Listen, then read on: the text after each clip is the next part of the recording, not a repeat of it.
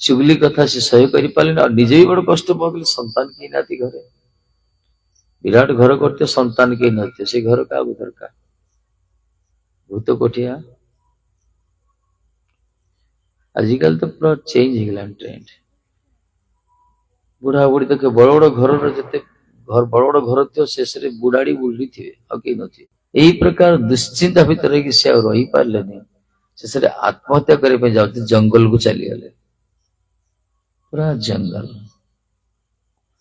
निघंच जंगल भर प्रवेश कले सी पिपल वृक्ष मूल से बस चिंता कर प्रकार जीवन लाभ कौन धिक्कार मो जीवन घर पुत्र ना ईश्वर जदृच्छक भगवत इच्छा गोटे सन्यासी महात्मा आसले जलपान करने पुष्करिणी को से जलपान कर सारा नजर पड़ा रे गोटे ब्राह्मण देवता बस से कौतूहल वस्तु पाखक आसिले परस्पर अभिवादन परांते ये पचारे तुम दुखित कहीं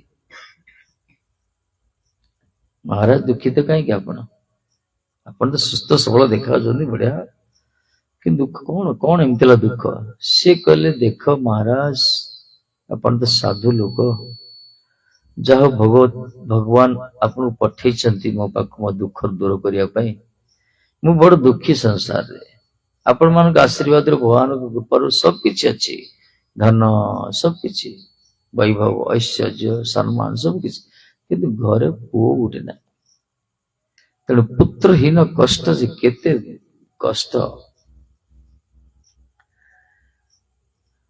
सन्यासी महात्मा बुझेले हे विप्रदेव ये तुम जान कर्मर गति केते पावरफुल शक्तिशाली बलिष्ठ कर्मणा गति कर्मर गति बड़ बलिष्ठ कई खंडन करें कर्मर गति कई खंडन करें से प्रकार पूर्ण शरणागत भगवान पाखे से अलग कथा ना समस्त अवश्यमेव भक्तव्य शुभा शुभम कृता कृतम शुभ कर्म हो अशुभ कर्म हो पाप कर्म हो कि पुण्य कर्म हो जे जो प्रकार कर्म कर भोगवाटा निश्चित आज न काली की पर जन्म अवश्यमेव भक्त निश्चय भोग बिराड़ी आखि बुझिक दुग्धपान कर भाव कई देखनी मनीष से पूरा बड़ बुद्धि लगे किसी किसी सब अंधेरिया काम सब कर मान पाप कर्म सब भाव कई जानू ना अरे दिन रे पाप कले सूर्य देवता देखुंत रात्रि पाप कले चंद्र भगवान देखुंत 10 दिगपाल देखुंत ग्रह नक्षत्र देखुंत भूमि माता देखुंत किए न देखले आखि दिला देखुची आत्मा देखुची परमात्मा देखुची ये साक्षी दौर जमराज को ये कौन करथिला कौन न करथिला जमराज साक्षी दिया तेणु जो मैंने भावुं मु खराब कर्म कर जानी पारना आम आमर अमलातंत्र ठकी दे पारिया कोर्ट कचेरी को पैसा दी वकिल को किणी दे पारिया जज को कोर्ट भी किणी दौर आजिकल जन जन किंतु भगवान का दरबार रे हिसाब हिसाब से पक्षपाती विचार ना से कर्मर फल निश्चित मिल तेणु कहले कर्मण बलिष्ठ गति मार तेणु विवेक समाज सद्य त्यज संसार वासना कहले हे विप्रदेव विवेक द्वारा बुद्धि की समाहित करो विचार करो इस संसार वासना को त्याग कर दो संसार जो वासना मंड भीतर अच्छी ना तुम आगे त्याग कर दियो संसार टा कौन जानते ना ट्राफिक जाम पूरा यार संसार नथिबो रास्ता खुला माने साधु तो साधु कथा कहउछन से कहले तुम दुख कहीं कर पुत्र ना बोली भगवान का विधान ये जीती से वंचित भगवान को भजन कर बस कहीं से जंजाल भीतर प्रवेश करे चाहो त्यज संसार वासना को त्याग कर दियो बहुत जन्म पर मनुष्य जन्म लाभ कर अनेक घटना विघटना पर 80 लक्ष जनी पर प्रकार दुर्लभ मनुष्य जन्म लाभ कर जीवर गति होची ईश्वर प्राप्ति तुम से ईश्वर प्राप्ति तुम चेष्टा कर पशु पक्षी जीवन में संभव ना तेणु भगवान तुमको जो स्थिति भल रखिंट कहीं से जंजाल भर जाए चाहो ତାପରେ ମହାତ୍ମା କହିଲେ ନାହିଁ ମହାରାଜ ଆପଣ କିଛି ଗୋଟେ କରନ୍ତୁ। ଇଏ ଆଖି ବନ୍ଦ କରି ସାଧୁ ଦେବତା ଦେଖିଲେ, କହିଲେ ବର୍ତ୍ତମାନ ମୁଁ ଦିବ୍ୟ ଦୃଷ୍ଟିରେ ଦେଖିପାରୁଛି ସପ୍ତ ଜନ୍ମାବଧି ତବ ନୈବ ପୁତ୍ର ନୈବ ପୁତ୍ର, ତମର ପୁତ୍ର ନାହିଁ କି ପୁତ୍ର ନାହିଁ, 7 ଜନ୍ମ ପର୍ଯ୍ୟନ୍ତ ତମର ପୁତ୍ର ନାହିଁ। ଯେତେବେଳେ ସେ କହିଲେ 7 ଜନ୍ମ ପର୍ଯ୍ୟନ୍ତ ତମର ପୁତ୍ର ନାହିଁ, ସେତେବେଳେ ବିପ୍ରଦେବ ପୁରା ମଥା କୋଟିଲେ, ହେ ଭଗବାନ, ଗୋଟେ ଜନ୍ମର ପୁତ୍ରହୀନ କଷ୍ଟ ଯେ କେତେ କଷ୍ଟ ମୁଁ ବୁଝିପାରୁଛି। 7 ଜନ୍ମ ପର୍ଯ୍ୟନ୍ତ ପୁତ୍ର ନାହିଁ ମୋର, ମୁଁ ଆଉ ବଞ୍ଚେଇନି ମହାରାଜ, ମୁଁ ତମ ସମ୍ମୁଖରେ ମରିଛି, ମତେ ଯଦି କିଛି ବ୍ୟବସ୍ଥା କରୁଛ ମୋର ପାଇଁ କର, ନହେଲେ ବ୍ରହ୍ମହତ୍ୟା ଦୋଷରେ ତମେ ଭାଗିଦାର ହବ। ଇଏ ସାଧୁ ବଡ ବିଚିତ୍ର ଭାବିଲେ, ଝାମେଲାରେ ତ ପଡିଲା ମଣିଷ, ଏଗୁଡା ମରିଯାଇ କହୁଛି, ବ୍ରାହ୍ମଣ ଲୋକ ଯଦି ମୋ ସମ୍ମୁଖରେ ମରିଯିବ ବ୍ରହ୍ମହତ୍ୟା ଦୋଷ ଲାଗିଯିବ, ଆକୁ ତ ଭାଗବତ କହିଲେ ଶୁଣିବନି ଇଏ, ଆଉ ମୁଣ୍ଡ ଭିତରେ ତ ପୁତ୍ର ଭୂତ ପ୍ରବେଶ କରିଛି।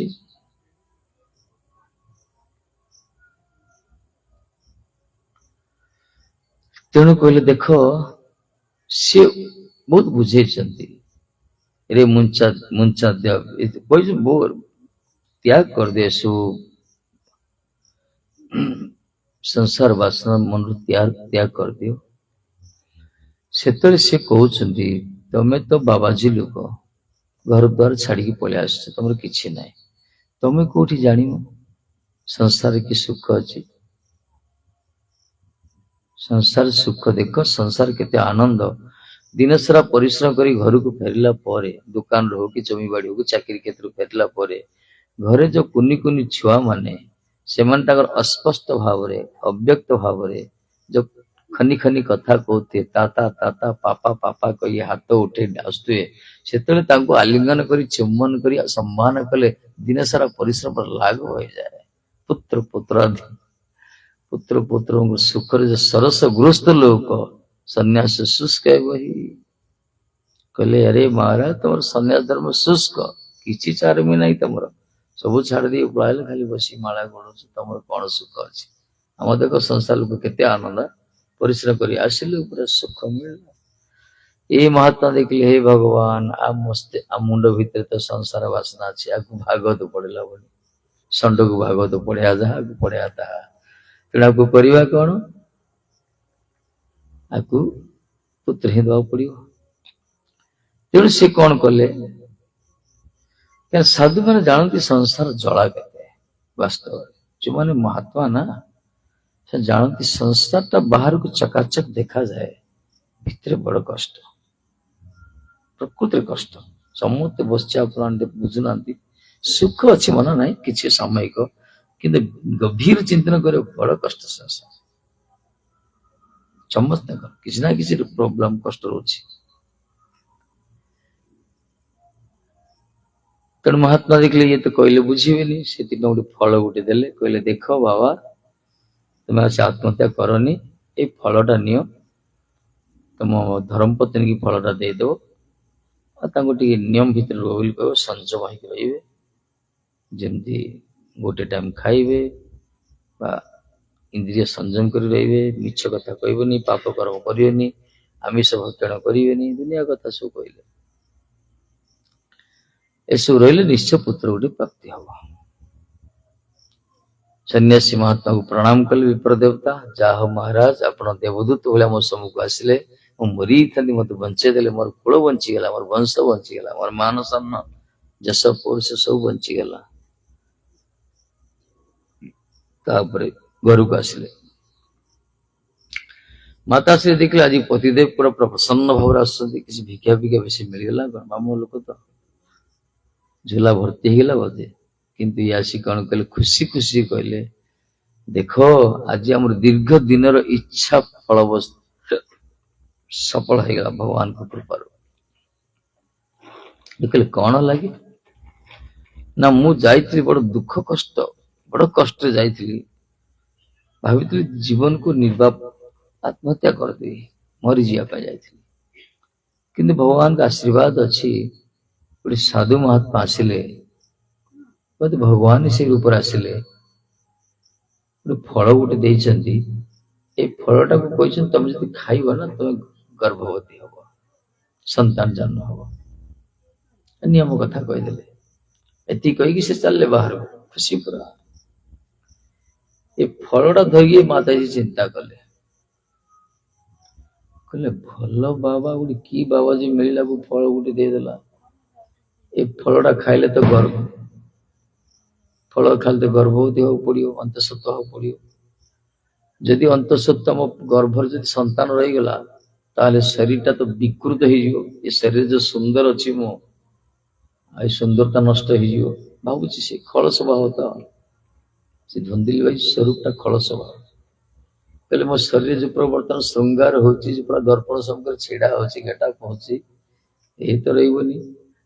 ପୁରା ଶରୀରଟା ଗୋଟେ ବିକୃତ ଦେଖାଯିବ, ସୌନ୍ଦର୍ଯ୍ୟ ନଷ୍ଟ ହେଇଯିବ।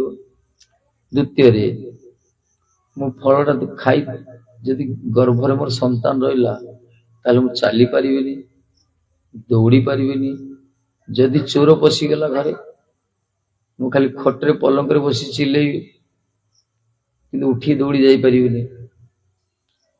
ସେ କଥା ଯଦି ନିଆଁ ଲାଗିଯିବ, ଇଏ ତ ପୁରୁଷ ଲୋକ ଦୌଡ଼ିକି ପଳେଇବେ, ମୁଁ ବିଚାରି କୁଆଡେ ଦୌଡ଼ି ପାରିନି, ମୁଁ ମରିଯିବି ଖାଲି ଘର ଭିତରେ ପଡିକିରି। ଏତେ ଝାମେଲା କଣ କହିବ, କି ବାବାଜୀ ଫଳ ଗୋଟେ ଦେଲା, ହେ ଭଗବାନ। ବରଂ ବାଞ୍ଝଥିଲି ଭଲ ଥିଲି ମୁଁ, ଏ ଫଳଟା ଖାଇଲେ ମଲା, ଫୋପାଡ଼ିଲେ ମଲା। ମାନେ ଦୁଷ୍ଟ ଲୋକମାନଙ୍କ ସ୍ୱଭାବ ଆଜିକାଲି ହେଇଗଲାନି କେତେ। ବିଦେଶରେ କଣ, ଭାରତରେ ବି ଆରମ୍ଭ ହେଇଗଲାଣି। କିଛି ମା ମାନେ ସେ ଗର୍ଭବତୀ ହେବା ପାଇଁ ଚାହୁଁନାହାନ୍ତି, କହୁନାହାନ୍ତି, ବହୁତ ଆସିଲାଣି। ସେମାନେ ଆଜିକାଲି ସବୁ ମିଳିଲାଣି, ସବୁ ଟେଷ୍ଟ ଟ୍ୟୁବ ସେପରି ଅଛନ୍ତି।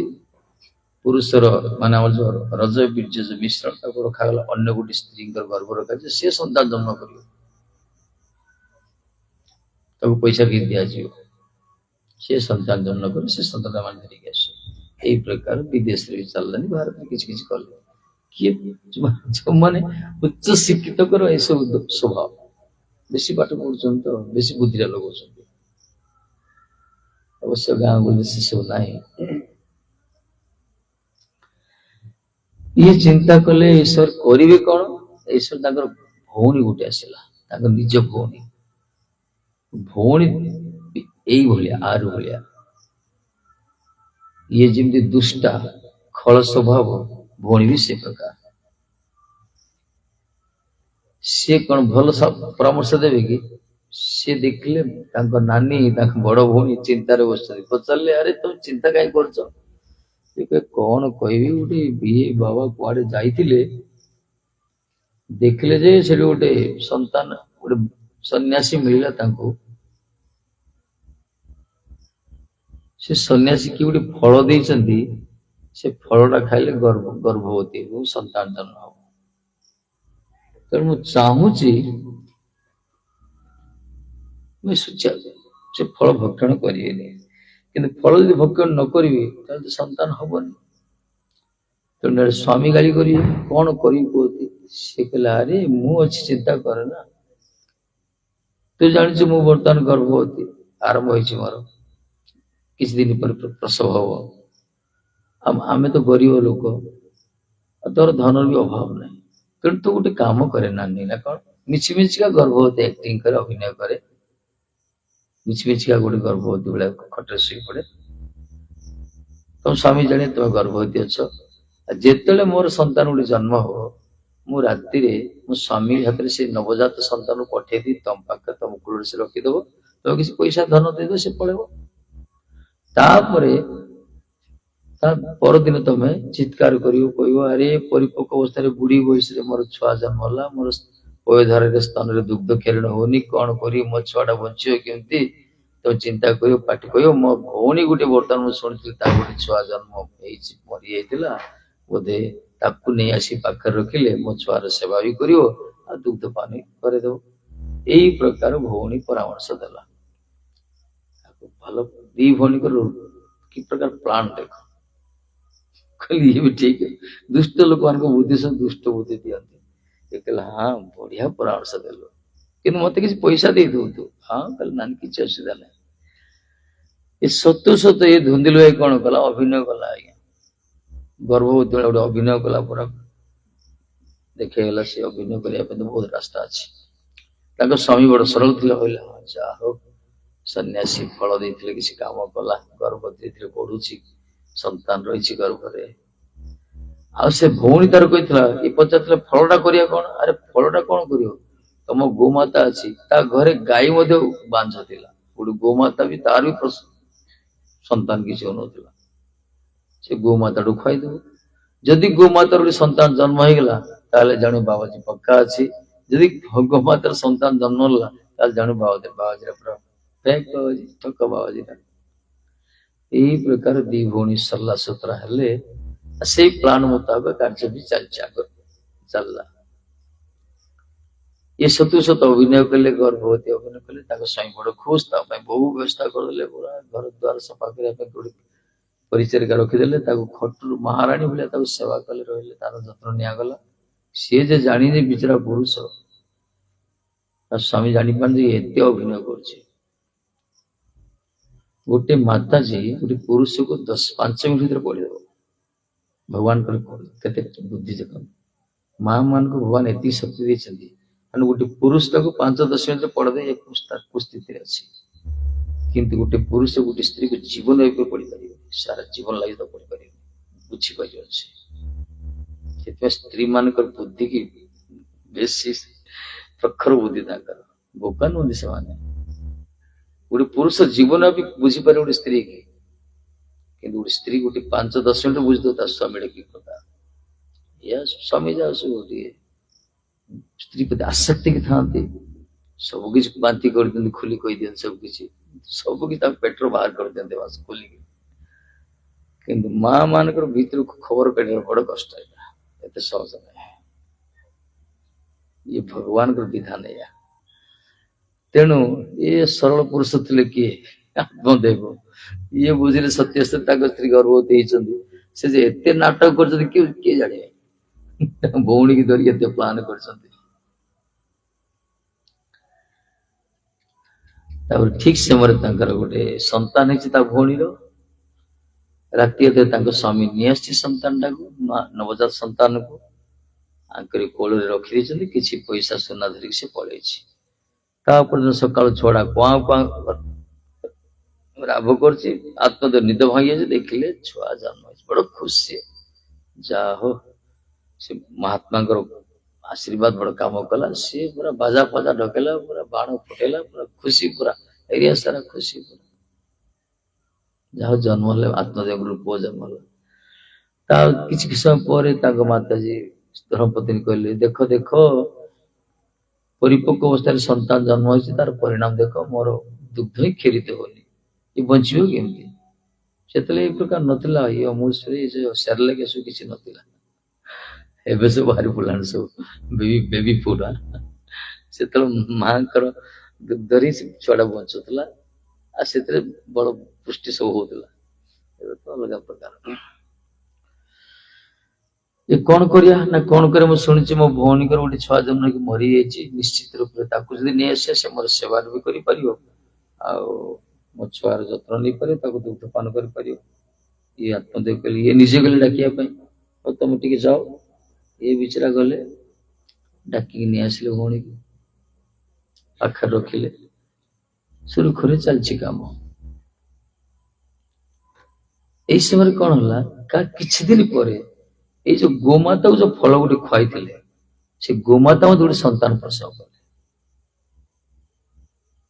किंतु गोटे मनीष छुआ जन्म कले, खाली कान दीटा गाईर कान भाया थिला, सारा गाँव पूरा से दिन बड़ खबर है, देख भगवान जाओ देवे पूरा कौन न दिया बांझ थिला लोकटा, गोमाता ही बांझ थिला, आज भगवान का आशीर्वाद तार निजर संतान भी गोमातार संतान है, तेणु बड़ खुशी। ठाकुर को समस्ते सलाम कले, कहले भगवान को बड़ा आशीर्वाद। आत्मदेव बहुत बड़ खुशी। बर्तमान आंकर निजर छुआ आ गोमातार छुआ ये दिजन चंद्रकला बढ़िया को लगे, नामकरण करने नना को डकागला, नामकरण करा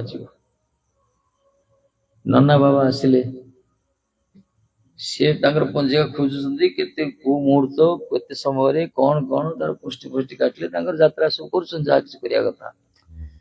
धुंदली बाई थिला स्त्री, कौन देखुच एते नाट बसी पाची पारन, मोर नार ना हवा दरकार, मो छुआर ना मो नार हवा ना दरकार, ଏ ନନା ଦେଖିଲେ ମହାମୂର୍ଖଟା ଜଣା ପଡୁଛି ଏଇଟା, ଆଉ ଶାସ୍ତ୍ର ପାତ୍ର କିଛି ମାନୁନି। ଆଚ୍ଛା ତମ ନାଁ କଣ କହିଲ ମତେ? କହିଲେ ମୋ ନାଁ ଧୁନ୍ଦୁଲି ଭାଇ।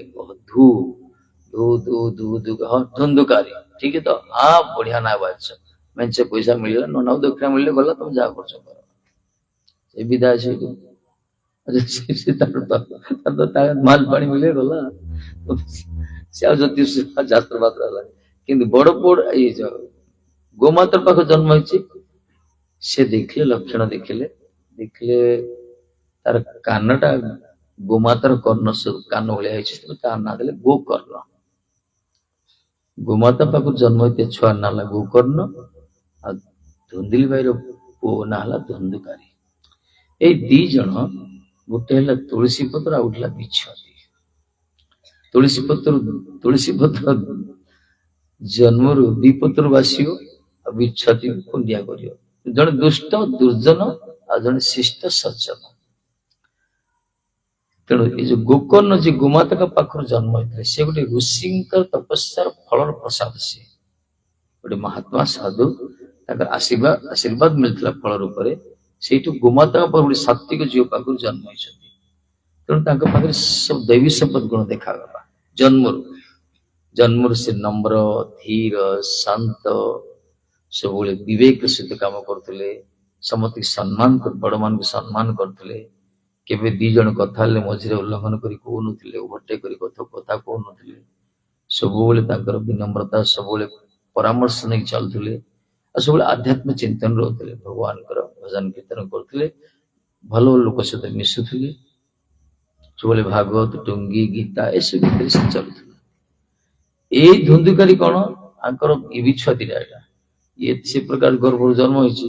ଆ ଲକ୍ଷଣ କଣ ପ୍ରକାଶ ହେଲା? ସବୁବେଳେ ଦୁଷ୍ଟାମି କରିବାର, ଚୁଗୁଲି କରିବାର, ବାପା ମାଆକୁ ସବୁବେଳେ ଭର୍ତ୍ସନା କରି ଗାଳି କରିବାର, ତୁ ତାର ଏରା କରିବାର, କିଛି ସମ୍ମାନ, କାହାକୁ ବଡକୁ ସମ୍ମାନ ଦେବା ଜାଣିଲାନି। ସବୁବେଳେ ସେ ମେଞ୍ଚେ ବାଳୁଙ୍ଗା ଟୋକା ସହିତ ମିଶିବ, ଦି ଚାରିଟା କୁକୁର ଧରିବ, ଚଣ୍ଡାଳ ଭଳିଆ ଖାଲି ବୁଲିଲା ଏରିଆରେ। ଦି ଚାରିଟା କୁକୁର ସାଥିରେ ବୁଲୁଥିବେ, ଆଉ ଧୀରେ ଧୀରେ ମଦିରା ପାନ କଲା, ଅସତ୍ସଙ୍ଗ କଲା, ବିଭିନ୍ନ ପ୍ରକାର ଅସତ୍ କ୍ରିୟା, ବେଶ୍ୟା ସହିତ ସମ୍ପର୍କ ରଖିଲା। ସବୁବେଳେ ତାର ନଷ୍ଟ ହେଇଗଲା ସେ ଜୀବନଟା ତାର। ଏପଟେ ଗୋକର୍ଣ୍ଣ, ସେ ସତ୍ ବିବେକ ସହିତ ସେ କାମ କରୁଥିଲେ, ସବୁବେଳେ ଶାସ୍ତ୍ର ରହୁଥିଲେ, ଭଲ ଲୋକ ସହିତ ମିଶୁଥିଲେ, ବୃଦ୍ଧ ଲୋକମାନଙ୍କ ସହିତ ମିଶୁଥିଲେ। କାହିଁକିନା ବୟସ୍କ ଲୋକମାନଙ୍କ ପାଖରେ ବସିଲେ ଅନୁଭବ କଥା ମିଳିବ। ଯେଉଁମାନେ ବୟସ୍କ ଲୋକ, ଯେଉଁମାନେ ବାସ୍ତବରେ ଜୀବନଟା ତିଆରି କରିଛନ୍ତି, ସଂସାରର ଅନୁଭୂତି ସେମାନଙ୍କର ଅଛି, ସେମାନଙ୍କ ପାଖରେ ବସିଲେ ତାଙ୍କର ଅନୁଭବ କଥା ସେମାନେ କହିବେ। ତେଣୁ ଗୋକର୍ଣ୍ଣ ସେ ଛୋଟ ସମୟରୁ ବସି ସବୁ ଶୁଣୁଥିଲେ, ସବୁ ଅନୁଭବ କଥା, ଆଉ ଶାସ୍ତ୍ର ବି ପଢୁଥିଲେ, ତୁଳନା କରୁଥିଲେ ସଂସାର ଗତି ବିଷୟରେ। ସେ ପ୍ରକାର ସଂସ୍କାର ନେଇକି ସେ ଜନ୍ମ ହେଇଥିଲେ। ଏଇଟା ଧୁନ୍ଦୁକାରୀ, ଆର ସଂସ୍କାର କୁସଂସ୍କାର ଥିଲା। ତେଣୁ ଆର ଜନ୍ମରୁ ସେ ସବୁ ଦୁଷ୍ଟ ଲକ୍ଷଣ ଦେଖାଗଲା। ଧୀରେ ଧୀରେ ଲୋକମାନେ କଣ କଲେ, ଗୋକର୍ଣ୍ଣକୁ ପ୍ରଶଂସା କଲେ, ଆଉ ଧୁନ୍ଦୁକାରୀକି ନିନ୍ଦା କଲେ। ଆତ୍ମଦେବ ତାଙ୍କର ବାପା ଯେତେବେଳେ ବାହାରକୁ ଆସନ୍ତି, ଗୋଟେ ପଟେ ଗୋଟେ ଛୁଆର ପ୍ରଶଂସା ଶୁଣିଲେ ତାଙ୍କ ହୃଦୟ କୁଣ୍ଡେ ମୋଟ ହେଇଯାଉଥିଲା, ଆଉ ଗୋଟେ ପଟେ ଆଉ ଗୋଟେ ଛୁଆର ବଦନାମ ହଉଥିଲା, ସେ ମସ୍ତକ ଅବନତ କରୁଥିଲେ।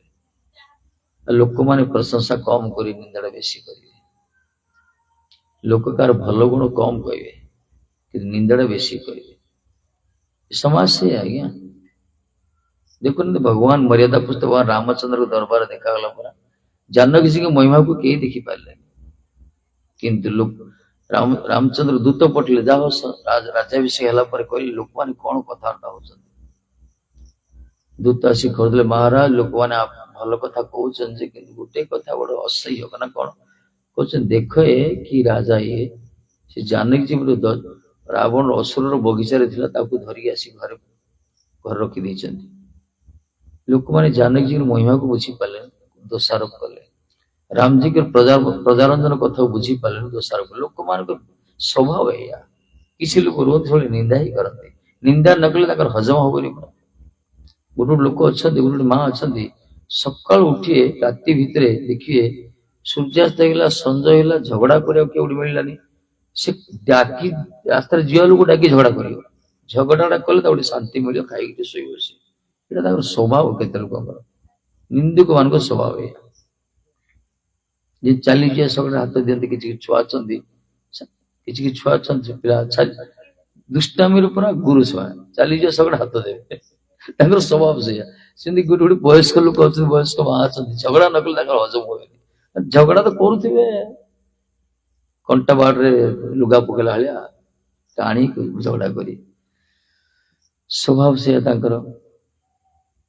ଆର ସ୍ୱଭାବ ସେଇଆ ଥିଲା। ଏ ସବୁ ଦୁଷ୍ଟଟା ତ ଦୁଷ୍ଟାମି କାମ କରୁଥାର ସବୁବେଳେ। ତେଣୁ ଆତ୍ମଦେବ ଦେଖିଲେ ପ୍ରତ୍ୟେକ ପିତାମାତା ସନ୍ତାନର ଯଦି ସୁନାମ ଶୁଣିବେ ତାଙ୍କୁ ଖୁସି ଲାଗେ। ଜଗତରେ ଯେତେ ପିତାମାତା ସନ୍ତାନର ତାଙ୍କର ଜନ୍ମିତ ସନ୍ତାନ ସନ୍ତତିଙ୍କର ଯଦି ସୁନାମ ଶୁଣିବେ ସେମାନଙ୍କ ହୃଦୟ କୁଣ୍ଡେ ମୋଟ ହେଇଯିବ। କି ଯଦି ବଦନାମ ଶୁଣିବେ ବଡ କଷ୍ଟ। ଯଦି ପିତାମାତାକୁ ବେଶୀ କଷ୍ଟ କଣ ହବ, ତାଙ୍କର ସନ୍ତାନରେ ବେଶୀ କଷ୍ଟ, ଆଉ କିଛି ନାହିଁ। ସନ୍ତାନ ଯଦି ସମ୍ମାନ ମିଳିଲା ନିଜକୁ ଗର୍ବିତ ମନେ କରେ। ସନ୍ତାନ ବଦନାମ କରାଗଲା ବାହାରେ ମାର୍କେଟରେ, ତା ଛୁଆରେ ତା ଛୁଆ କହିବ ବାପା ନାଡେ ଆଡି କରି ଆସିବେ ଅମୁକ ଘରର ଛୁଆ, କେତେ ବଦନାମ ସେଇଠି। ତେଣୁ ଆତ୍ମଦେବ ବିଚାରା କରିବେ କଣ, ବଡ କଷ୍ଟ ସିଏ ପାଇଲେ। ବୁଝେଇଲେ ଛୁଆଟାକୁ, ବୁଝିଲେ ତ ଶୁଣିବନି। ଦୁଷ୍ଟ ଛୁଆ କେউ ଶୁଣନ୍ତିନି।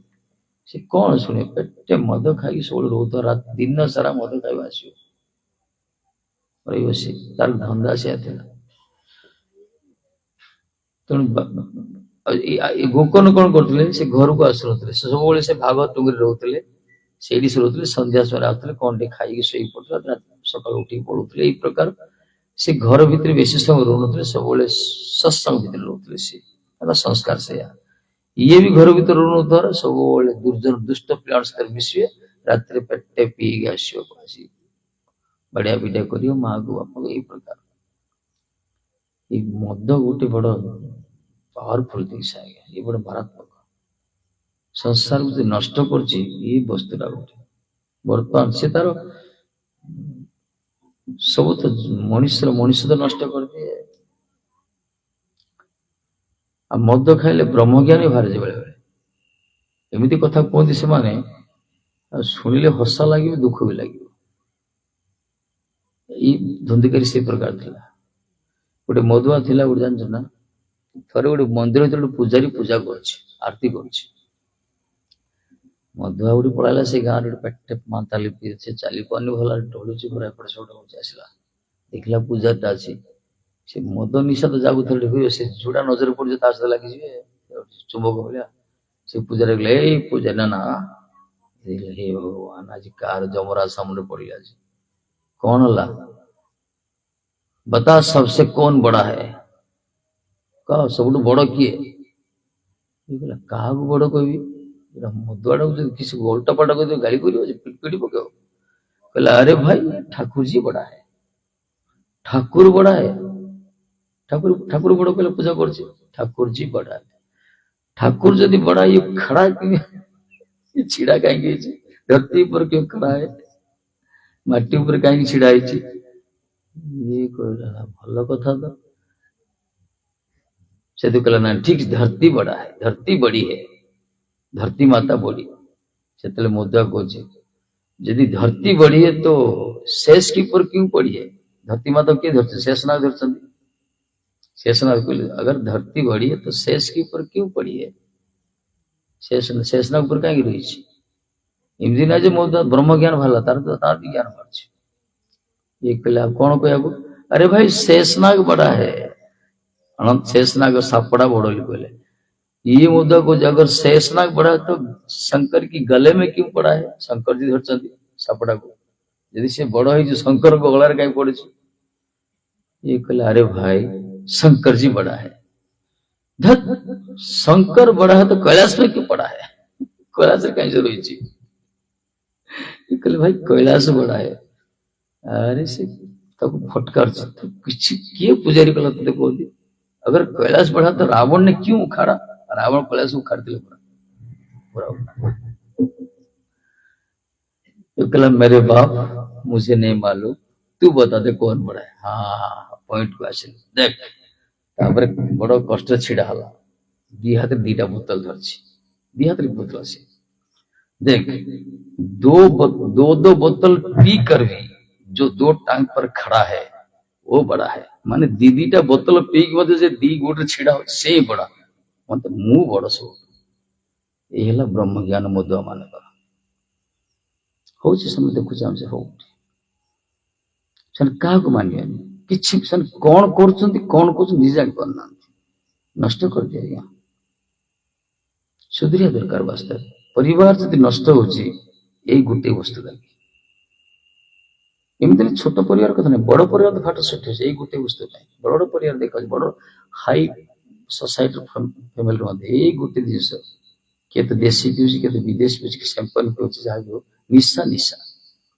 निशा सब नष्ट नष्ट कर दिए कि गोटे बढ़िया गुण कौन अच्छी जानच ना भल गुण गोटे महात्मा कहते हसा लगुला मदर मध्य गोटे भल क्वालिटी अच्छी ना कौन जो मैंने बेसी ड्रिंक करती रोग बेसी हुए खास लसम ये सब छुटिया छुटिया रोग हबन छुटिया छुटिया रोग हबन जदि जो थर गोटे बड़ रोग हम पूरा सीधा टिकट काटे छुटिया छुटिया रोग हबनी द्वितीय कथा से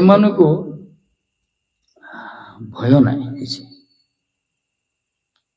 आम रात कुकुर जाऊ देखले आमको भय लगे कि मद जाऊ कुकुर जाऊ भय ना कहीं जानच ना कुकुर जा देखिए आम जातीय भाईटा बोधे शनि पड़ी जाए सीढ़ी पाखे पड़ देखिए आम कैटेगोरी आम परिवार नो प्रॉब्लम तृतीय कथा मधुआन घरे किए चोर पशि पारे कहीं सब बिकी भांगी सारी देखिए किसी नथियो घरे क्या समालोचना करा जानिया दरकार ये दिशा मारात्मक परिवार नष्ट कर दिए भाई भाई भितर स्वामी स्त्री भितर समाज भितर जो परस्पर संपर्क अच्छे सब नष्ट कर ये बड़ मारात्मक जिन गोटे दिन बंद करदा आम भीतर मनुष्य प्रकाश हम बुझीपर वास्ते भगवान को बुद्धि देती विवेक देती ज्ञान देती केते सुंदर समाज देती आमको सब नष्ट कर खाली टिके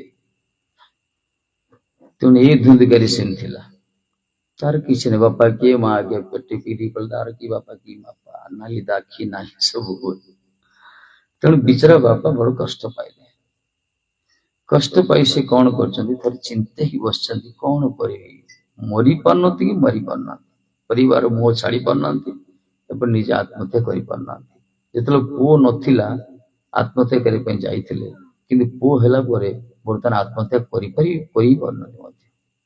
बड़ कष्ट से पाई दिने बस न खाई न पी दिन सारा बस कांदी कांदी बस चबूतरा मूल गोकर्ण सन्ध्या बेल साधु पुओटा पुओटा गोटे साधु ना सी आसी कले बापा देखले चिंतित बापा पाखु गले प्रणाम कले कहले पिताश्री आप दुखित कहीं ये अंतर दुख कथा कहले कौन करिवे देख तुम पाई मो हृदय आज गर्वित तुम मोर सुनाम रखछ संसार रे रास्ता गले तुम जय जयकार होची तुम कथा सुनी मो हृदय हर्षोत्फुल्लित होची किंतु एई जो धुंधिकारी पुओ ता विश्व सब कुछा रटना करछन से तो प्लांगार हे गेला गोटे सब मद्यपान कला विश्व संग कला ता कथा ता निंदा शुणी शुणी मु बोगु देवे धर धर टी बुढ़ा हला पर्यंत तेणु कहया अर्थ है संसार कर सारा पर समय था ताको छाड़िया दरकार पुओ मान ऊपर दायित्व दे दरकार नियम यहाँ तेणु ये बुझुन तुम तो आप जहाँ कर सारी एणिकी टिके निजर कल्याण करने चिंता करते निजर कल्याण करते देहस्ति मांसरुधिर अभिमति त्यजतं सदा विमुंच कल देहस्ति मांसरुधिर अभिमति त्यजतं ये जो देह अस्थि मांसरुधिर ये जो हाड़ रक्त ये शरीर तैयारी आ प्रति जो ममता अच्छे को त्याग कर पश्चन से क्षणभंग निष्ठ ये जगत को तुम्हें देखो पिताश्री क्षणभंग निष्ठ वैराग्य राग रसिक भजभक्ति निष्ठ कहले पिताश्री इस संसार को तुम्हें देखो ये क्षणभंग निष्ठ प्रति मुहूर्त भूत भूत प्रलियते प्रति मुहूर्त संसार मरुची ना धर्म को प्रश्न कले धर्म युधिष्ठिर धर्म को प्रश्न कले सब आश्चर्य कौन जगत सब आश्चर्य कौन युधिष्ठिर उत्तर देले अहनि अहनि भूतानि गच्छन्ति जो मंदिरम शेषं इच्छन्ति जीवितम किमाश्चर्य मात्र पर कहले अहनि अहनि भूतानि प्रति मुहूर्त अनेक प्राणी मान सब जमपुर को जाउछन माने मरुछन्ति କିନ୍ତୁ ବାକି ଯୋଉମାନେ ରହୁଛନ୍ତି ସେମାନେ ବଞ୍ଚିବା ପାଇଁ ସଂଘର୍ଷ କରୁଛନ୍ତି। ଏଇଟା ହିଁ ସବୁଠୁ ବଡ ଆଶ୍ଚର୍ଯ୍ୟ। ପ୍ରତି ମୁହୂର୍ତ୍ତରେ ଅନେକ ଜୀବ ଯମପୁରକୁ ଯାଉଛନ୍ତି, ମାନେ ମୃତ୍ୟୁ ମୁଖରେ ପତିତ ହଉଛନ୍ତି। ବାକି ଯୋଉମାନେ ବଞ୍ଚିଛନ୍ତି ସେମାନେ ସଂଘର୍ଷ କରୁଛନ୍ତି ବଞ୍ଚିବା ପାଇଁ, ରହିବା ପାଇଁ। ଏଇଟା ହିଁ ମୋ ପାଇଁ ଆଶ୍ଚର୍ଯ୍ୟ। ତେଣୁ କହିଲେ ପଶ୍ୟନ୍ ଈଶଂ ଜଗଦିଷ୍ଟ କ୍ଷଣଭଙ୍ଗ ନିଷ୍ଠ। ହେ ପିତାଶ୍ରୀ, ଜଗତକୁ ଦେଖ, ଇଆଡେ କ୍ଷଣଭଙ୍ଗ ନିଷ୍ଠ। ପ୍ରତି ମୁହୂର୍ତ୍ତରେ ବିଲୟ ହଉଛି, ବିନାଶ ହଉଛି, ପ୍ରଳୟ ହଉଛି। ଗୋଟେ ସୂର୍ଯ୍ୟ ଅସ୍ତ ଗଲା, ପରମାଣୁ ଗୋଟେ ଦିନ କଟିଗଲା। ଆମର ଯେତିକି ଲାଇଫ ଟାଇମ ଅଛି, ଜୀବନ ସମୟ, ସତେ ଚେଷ୍ଟା କଲେ ତାକୁ ବଢେଇ ପାରିବା। ଆମେ ଶରୀରଟାକୁ ଖାଇ ପିଇକି ଶରୀରଟା ମୋଟା କରିଦେଇ ପାରିବା, ପେଟ ଫୁଲେଇ ଦେଇପାରିବା, ଚମଡା ମୋଟା କରିଦେଇ ପାରିବା, କିନ୍ତୁ ଆମ ପରମାଣୁଟାକୁ ବଢେଇ ପାରିବା। ଭଗବାନ ସବୁ ଦେବେ। ଭଗବାନ ଆମକୁ ଧନ ଦେବେ, ବିଦ୍ୟା ଦେବେ, ବୁଦ୍ଧି ଦେବେ, ସବୁ କିଛି ଦେବେ, କିନ୍ତୁ ସମୟ ଦେବେନି। ସେ ଯଦି କିଏ କହିବ ମତେ ସମୟ ଦରକାର, ଭଗବାନ ମନା କରିଦେବେ, ନାଇଁ ନାଇଁ, ସମୟ ନେଇ ଯେତିକି ଏଗ୍ରିମେଣ୍ଟ କରିକି ଆସିବେ ଜଗତକୁ, ଏ ଜଗତକୁ ଆସିছে ଆମେ ଏଗ୍ରିମେଣ୍ଟ କରିକି ଆସିଛେ, ଏତିକି ଦିନ ରହିବା, ସେତିକି ଫିକ୍ସ। ଏତିକି ଦିନ ଭିତରେ ଆମେ କଣ ଅଭିନୟ କରୁଛେ, କି ପ୍ରକାର ରୋଲ କରୁଛେ, ସେଟା ଲିପିବଦ୍ଧ ହଉଛି। ଭଲ କରୁଛି, ଖରାପ, ଆମେ ଯାହା ବି କରୁଛେ ସବୁ କିଛି ରେକର୍ଡ ହଉଛି। ଏମିତି ନା ଯେ ସବୁ ଯାଉଛି। ତେଣୁ କହିଲେ ହେ ପିତାଶ୍ରୀ ଦେଖ, ପଶ୍ୟନ୍ ଈଶ ଜଗଦିଷ୍ଟ କ୍ଷଣଭଙ୍ଗ ନିଷ୍ଠ। ଏ ଜଗତକୁ ଦେଖ, ଇଏ ନଷ୍ଟ ହଉଛି। ତେଣୁ ବୈରାଗ୍ୟ ରାଗରେ ଶିବ ଭଜ ଭକ୍ତି ନିଷ୍ଠ। ବୈରାଗ୍ୟ ଭାବ, ଅନାସକ୍ତ ହୋ ସଂସାର ପ୍ରତି। ବହୁତ ଆସକ୍ତି ହେଲାଣି ତମର। ଏ ଶରୀରକୁ ଦେଖ ପିତାଶ୍ରୀ, ଶରୀରରେ କଣ ଅଛି? ଅସ୍ଥି ସ୍ତମ୍ଭଂ ସ୍ନାୟୁବନ୍ଧଂ ମାଂସ ଶଣିତ ଲେପନଂ ଚର୍ମାବନନ୍ଦଂ ଦୁର୍ଗନ୍ଧ ପାତ୍ର ମୂତ୍ର ପରିଚୟ। ଏ ଶରୀରଟା କେମିତି ତିଆରି ହେଇ ଜାଣିଛନ୍ତି ନା? ଏ ଶରୀର ଅଛି ଅସ୍ଥି ସ୍ତମ୍ଭ, ହାଡର କିଛି ସ୍ତମ୍ଭ ଅଛି। ସ୍ନାୟୁବନ୍ଧ, କିଛି ସ୍ନାୟୁକୁ ବନ୍ଧା ଯାଇଛି, ଶିରା ପ୍ରଶିରା। ମାଂସ ଶୁଣିଥିଲୁ, ଆକୁ ମାଂସ ରକ୍ତ ଲେପନ କରାଯାଇଛି। ତା ଉପରେ ଚର୍ମାବର୍ଣ୍ଣ, ଚମର ଗୋଟେ ଚମଡ଼ାକୁ ଢାଙ୍କୁଣି ଦିଆଯାଇଛି। ଭିତରେ ଅଛି କଣ? ପାତ୍ର ମୂତ୍ର ପୁରୁଷ, ଭିତରେ ଅଛି ମଳ ମୂତ୍ର ଅଛି। ଏ ଶରୀରଟା ଯେମିତି ଆମେ ମେଢ ତିଆରି କରୁଛେ, ଦୁର୍ଗା ପୂଜା, ଗଣେଶ ପୂଜା, ସରସ୍ୱତୀ ପୂଜା କରୁଛନ୍ତି ନା ସବୁ। ଗୋଟେ କାରିଗର ଆସୁଛନ୍ତି, ମିସ୍ତ୍ରୀ ଆସୁଛନ୍ତି, କଣ କରୁଛନ୍ତି? କିଛି ତାର ଷ୍ଟ୍ରକ୍ଚର ତିଆରି କରୁଛନ୍ତି, କିଛି ଖୁଣ୍ଟି କରୁଛନ୍ତି, ସେଥିରେ କୁଟା ଫୁଟା ସବୁ କିଛି ବାନ୍ଧି ଦଉଛନ୍ତି, ଦଉଡିରେ ବାନ୍ଧୁଛନ୍ତି, ମୂର୍ତ୍ତି ତିଆରି କରୁଛନ୍ତି। ସେଥିରେ ମାଟି ପାଣି ସବୁ ଚକଟା ଚକଟି କରି ତାକୁ ଲେପ ଦଉଛନ୍ତି, ତାପରେ ତାକୁ କଲର କରୁଛନ୍ତି। ଏଟା ତ ମୂର୍ତ୍ତି ତିଆରି ହଉଛି ନା।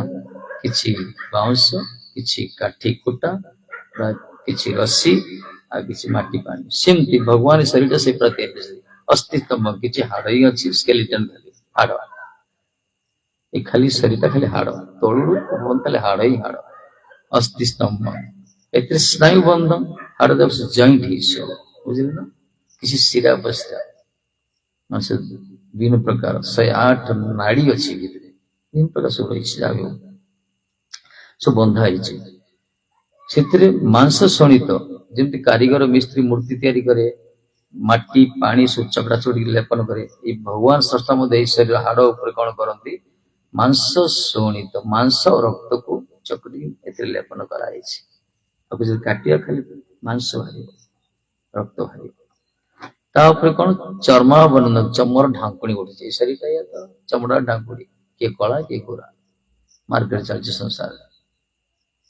ଯଦି ଚମଡ଼ା ବାହାର କରାଯିବ, ସେ ଭିତରେ ଖାଲି ମାଂସ ଆଉ ରକ୍ତ, ହାଡ, ଆଉ ଭିତରେ ଅଛି କଣ? ପାତ୍ର ମୂତ୍ର ପୁରୁଷ, ମାନେ ମଳ ଆଉ ମୂତ୍ର ଶରୀର ଭିତରେ। ତେଣୁ ଶରୀରଟା ଗନ୍ଧ ନା।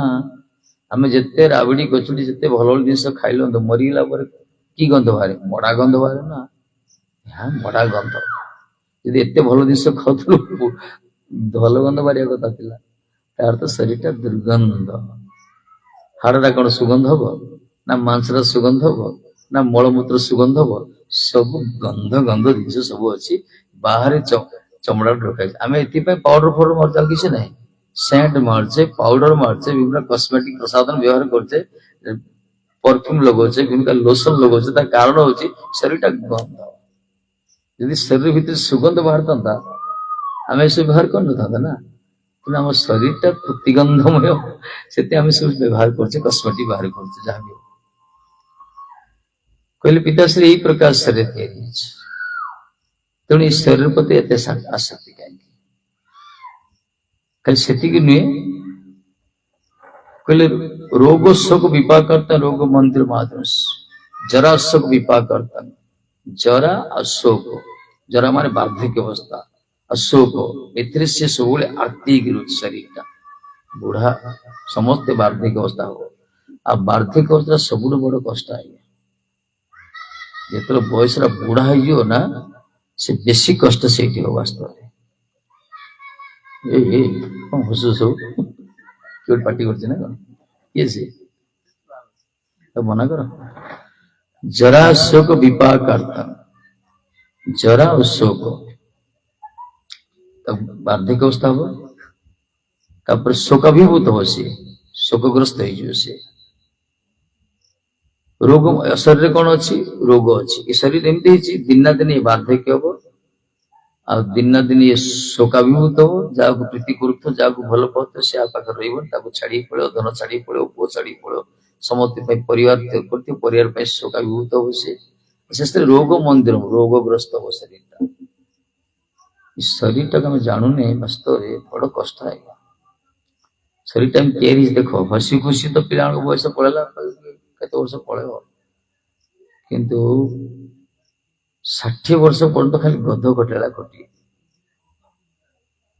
60 वर्ष पर्यंत रिटायर्ड 60 वर्ष हो गवर्नमेंट रिटायर्ड 60 वर्ष आज 60 70 वर्ष पर्यंत से खाली खटियो गध घटेला खटाणी पड़ा 30 ରୁ 60 वर्ष खटी 60 ରୁ 80 वर्ष बयस कौन हो जानते ना से खाली कुकुर भाया जोगाड़ रही घर टाक रिटायर्ड हो गला पैसा रोजगार नहीं गेट रखाई बापा तो बस्त बाटा थे बाबा बस्त बाटा थे घर की कुकुर पशु किए कौन पशु 60 ରୁ 80 वर्ष मनीषर अवस्था हूँ जोगाड़ी अवस्था कुकुर अवस्था 80 ରୁ 100 वर्ष जो बस पेचा है पेचा कौन कर जान पेचा खाली चाह खाली मुल्क अनेब ना मुंड काम करू ना बुद्धि काम करू ना खाइले जीर्ण हो खाली तो चाहूथु एटा पेचा अवस्था 80 ରୁ 100 वर्ष आम समस्त जीवन एटा अच्छी तेणु तैयारी हवा दरकार आगु जो समय आसी गद्द खटला खटिया कुकर भाया जोगाड़ी हवा पेचा भाया खाली चाहिए जमा राज डाकिया के नहीं जा मत यही प्रकार गोटे शरीर मिलती कहले रोग मंदिर मातर रोग मंदिर रोगर मंदिर शरीर दुनिया रोग आ भर अच्छी कि बुझीपारे जो बुझुं सतर्क हो कौन अच्छी खाली दुर्गंध अच्छी दुर्दर्शन दोषम क्षणभंगुर खाली से पिताश्री सका रोषे कर खाद्य संध्यार कौन हो जाए पची जाए बासी हो जाए ना सका रोषे कर खाद्य संध्यार बासी हो जाए से बासी पचा सड़ा खाद्य खाई तार शरीर तेरी शरीर कौन नित्यता अच्छी जो खाद्य सकाले रोषे संध्यारे पची जाए नष्ट हो जाए से प्रकार बासी पचा सड़ा खाद्यर रसरे शरीर तैयारी ए शरीर कौन नित्यता अच्छी ये तो प्रातः संस्कृतम च अन्नम सायं तच्च विनश्यति प्रातः काल जो अन्न तैयारी संध्यारे नष्ट हो जाए तस्व रस संपुट काय का नाम नित्यता ये शरीर कौन नित्यता अच्छे आम जो खाद्य खाऊ खाद्य किसी भी नहीं तो यही प्रकार शरीर गोटे मिलती खाली हाड़ रक्त मांस भितर मलमूत्र भरी चमड़ा गोटे ढांकी रोगर दुनिया रोगर गंताघर ये से जराग्रस्त होची शोकाभिभूत होची खाली दुर्गंध शरीर टा ए जो खाद्य खाऊचे पचिया पचासड़ा खाद्य का तैयारी शरीर कौन नित्यता अच्छी कहीं शरीर प्रति आसक्ति हो पूरा ज्ञान देले पूरा गोटा साधु थी ज्ञान देले ना ये चिंता कले अरे ये तो सत्य कथा कौन करी कहले वैराग्य राग रसक वैराग्य राग रस भज भक्त निष्ठ अरे पिताश्री तो वैराग्य माने आसक्ति हो जी कर्म करदेल एणिक मुक्त हो भज भक्त भजन कर बर्तमान भगवान को सत्संग कर कहले साधु संग साधु मान संग करियो कहते सेवस्य साधु पुरुष जय काम दृष्टा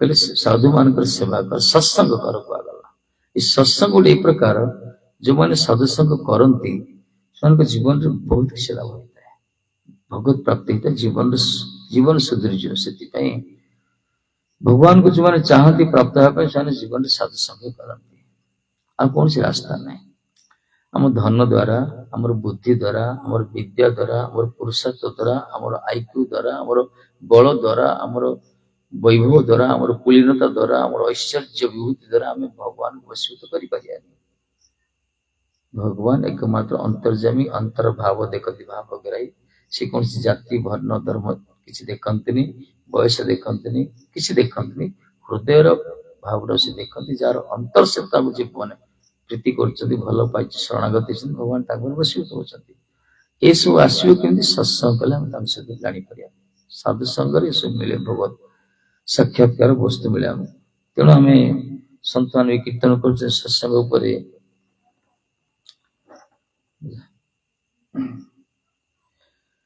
जदि कृष्ण को प्राप्त होगा चाहिए मोहन को पाया चाहिए साधु संग दरकार बिना साधु संग किसी मिलनी ए शरीर जो तैयारी शुणिले ए शरीर द्वारा मिलनी ए शरीर को साधु मान संग रहा दरकार सत्संग कले सब प्राप्ति हम मोहन संगे मिलने की सत्संग ही बहाना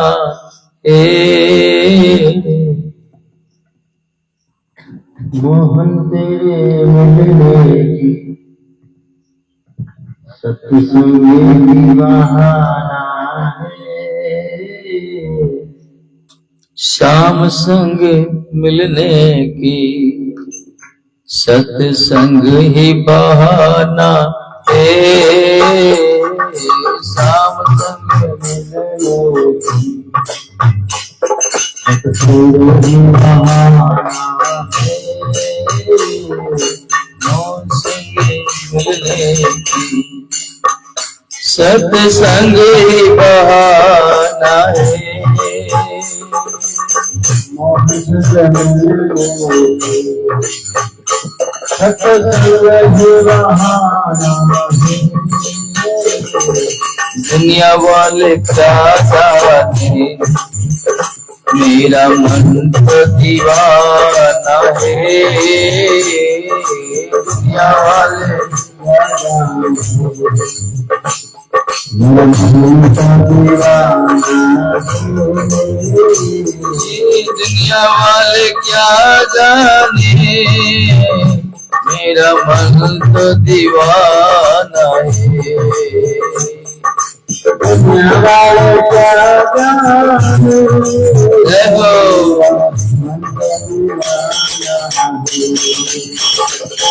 श्याम तेरे मिलने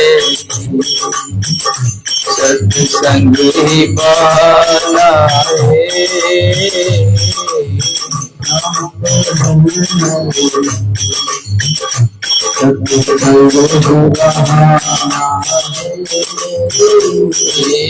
मोहन तेरे मिलने सत्संग ही बहाना है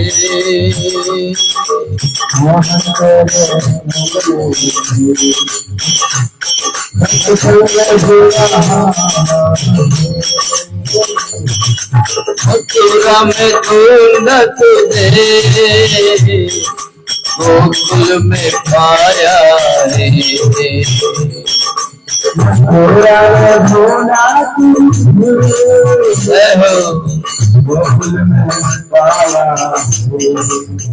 ये मथुरा में ढूंढ तुझे गोकुल में पाया है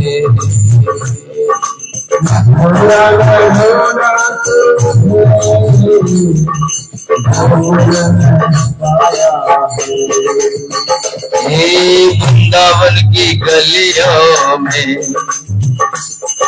शाम का ठिकाना है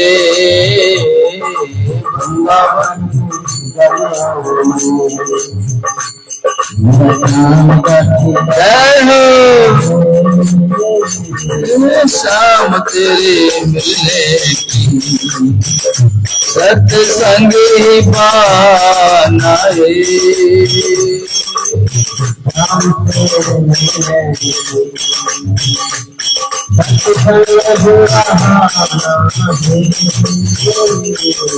मोहन तेरे मिलने की सत्संग ही पाना है।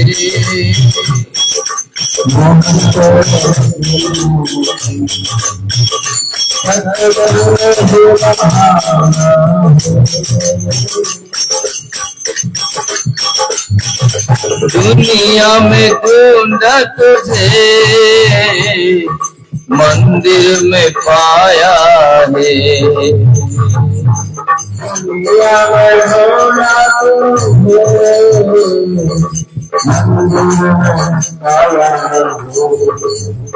वो दुनिया में ढूंढा तुझे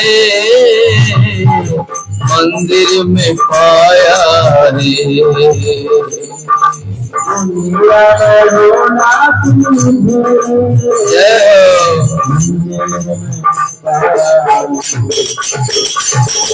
भक्तन की हृदयों में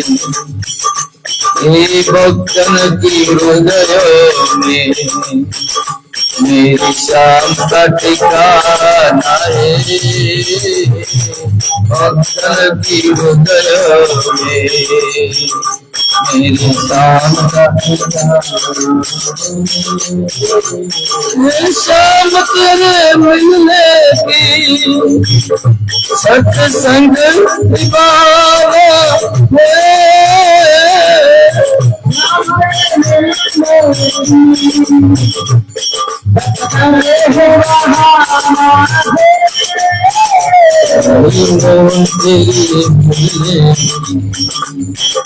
सत्संग ही बहाना है। गंगा में छोड़ तुझे यमुना में पाया है।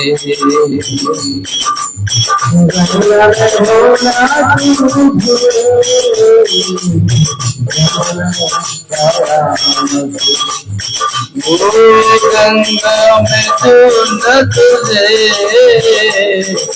यमुना में पाया है।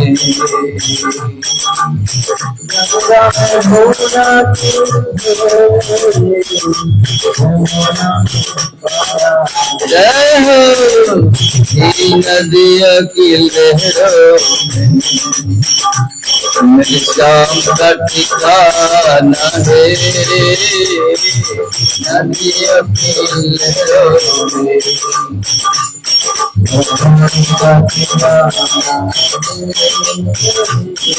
शाम तेरे मिले सत्संग ही बहाना रे।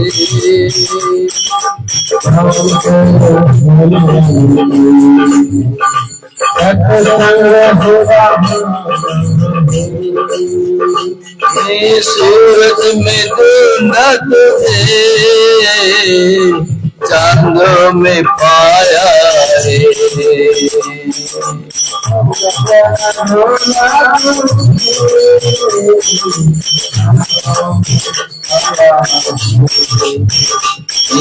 तारों की झिलमिल में मेरी शाम का ठिकाना है। तारों की जय हो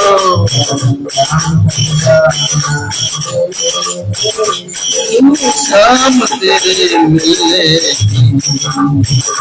सत्संग ही बहाना है।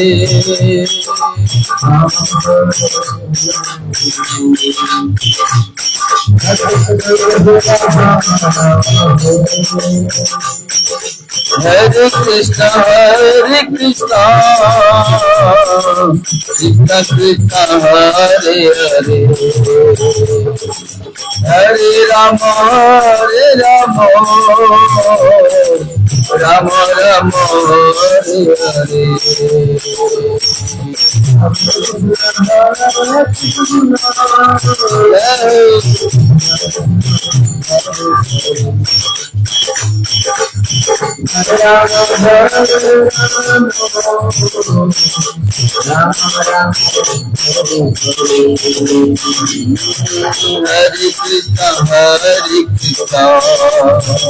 कृष्ण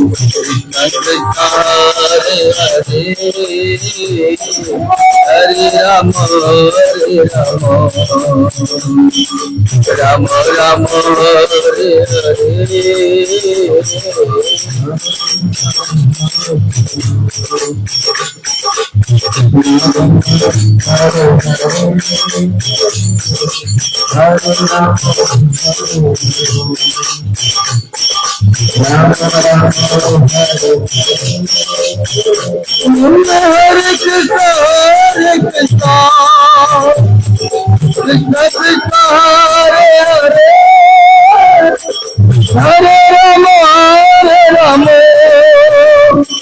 राम राम राम हरे हरे कृष्ण कृष्ण कृष्ण हरे हरे हरे राम राम राम हरे हरे हरे कृष्ण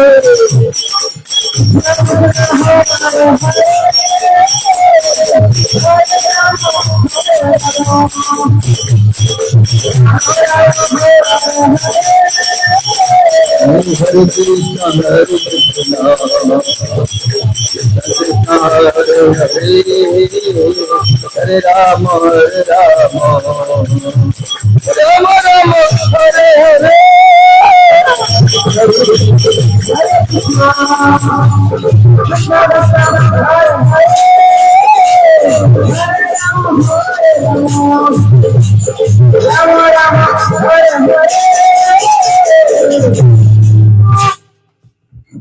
कुछ देखो पिताश्री